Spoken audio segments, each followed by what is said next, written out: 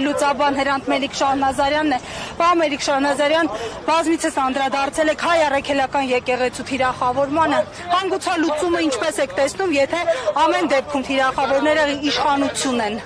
Գիտեք, հանգուցալուծումը ամեն պարագայում մեկը պետք է լինի։ Այսինքն երկու տարբերակ ունենք, կամ կորցնելու ենք մեր պետությունը, կորցնելու ենք ժողովուրդ լինելու իրավունքը եւ հնարավորությունը, կամ պարզապես պետք է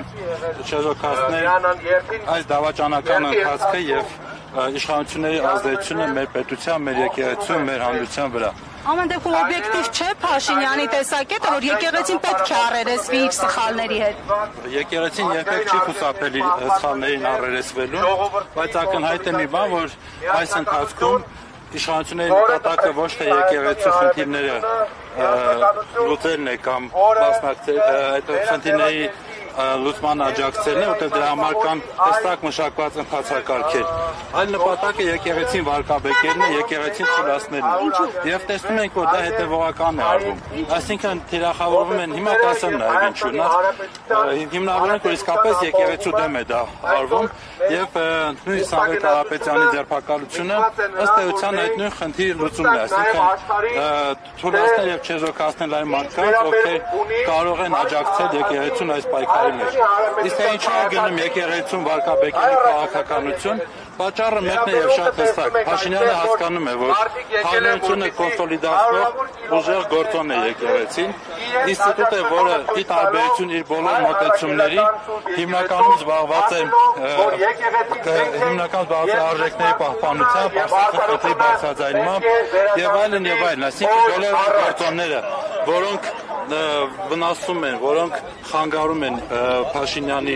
իշխելու, կառավարելու ժողովրդին, ինքը փորձում է դրանք չեզոքացնել։ Եկեղեցին այսօր ցավոք սրտի եմ ասում, բայց բացառիկ կանգուն մնացած կառույցներից է, որ կարողանում է այդ դիմադրությունը կազմակերպել եւ ցուցադրել։ Եվ այս երթն է, որի ականատեսն ենք, եւ ոչ միայն հայրաթորում հավաքած մարդիկ։ Եվ տեսնում եք, որ ժողովուրդը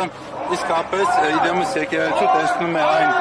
կառույցին, որը կարող է նպաստել այս իրավիճակից դուրս գալուն եւ ժողովուրդը ոտքի է կանգնում հենց եկեղեցուն թիկունք կանգնելու, եկեղեցուն աջակցելու նպատակով։ Պարոն Մելիք Շահնազարյան, վերադառնալով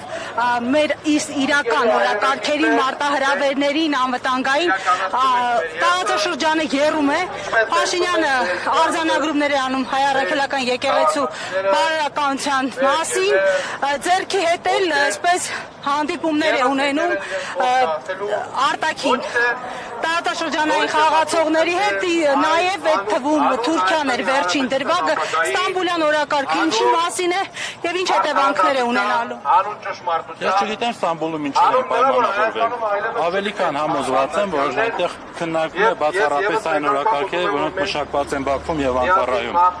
Եվ արդեն իսկ միջև Էրդողանի հետ հանդիպումը հայ համայնքի հետ հանդիպման ժամանակ Նիկոլը հստակ ասում էր, որ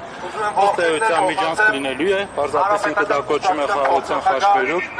եւ մնացած բոլոր հարցերով ասում է, որ համաձայն են ադրբեջանական պահանջների։ Վստահ եմ, որ բանակցությունների ընթացքում նա շատ ավելի հեռու է գնացել իր այդ խոստումներում, շատ ավելի մեծ քայլերի պատրաստականություն հայտնացնի եւ մենք դրա մասին կտեսնենք շատ շուտով։ Բառացիորեն օրեր անց մենք տեսնելու ենք ստանալ այդ արձագանքները։ Պարոն Մելիք Շահնազարյան, Ստամբուլից առաջ Սամվել Կարապետյանի կալանավորումը, հայ առաքելական եկեղեցու թիրախավորումը, Արցախից հրաժարվելու մասին բացահայտ հայտարարությունները, արդյոք դրա նախապատրաստումն էին, ինչ նոր փորձիչումների նախապատրաստում։ Որ մաս են կազմում երբ որ ասում են, որ Նիկոլի նպատակը հանրային դիմադրություն չեզոքացնելն է, դրա համար է։ Այսինքն այդ դիմադրությունը իրեն խանգարում է ներողություն իրենց նպատակների իրականացնելու համար։ Դա ամենևին ընտրությաններին չի վերաբերվում։ Դա այդ վերաբերվում է այսպես կոչված խաղաղության պայմանագրի ստորագրմանը, որը հենց նոր կապիտուլյացիան է։ Դա վերաբերում է նոր տարածքներ Ադրբեջանին հանձնելուն, իբրև թե սահմանազատման եւ սահմանագծման գործընթացի շրջանակներում։ Դա չեմ բացառում անգամ, որ վերաբերվի ադրբեջանցիների Հայաստան բնակեցնելուն։ Ինչ ասես կարող է լինել։ Մենք հիմա տեսնում ենք, չենք ուզում արձանագրենք, բայց տեսեք, Ադրբեջանը բազմաթիվ պահանջներ ունի։ Այդ թվում հայ էլիտաների, որոշ ներկայացուցիչների հանձնում Ադրբեջանին։ Հատկապես Արցախյան հաղթական պատերազմի կազմակերպիչների եւ առաջնորդների վերաբերող։ Եվ դրա բաները, ծիլերը մենք արդեն տեսնում ենք։ Ըստ էության մեր Սամվել Կարապետյանը երեք շատ կարևոր դիտարկում է արել։ Իրեն ձերբակալել են ճիշտ այն օրը, ինչ Ադրբեջանը միջազգային հետախուզում է հայտարարել իր նկատմամբ։ Այո, տարիներ անց, բայց սիմվոլիզմը այստեղ վստահ եմ, որ իր նշանակություն եւ դերակատարություն ունեցել է։ Շնորհակալ եմ, պարոն Մելիքյան։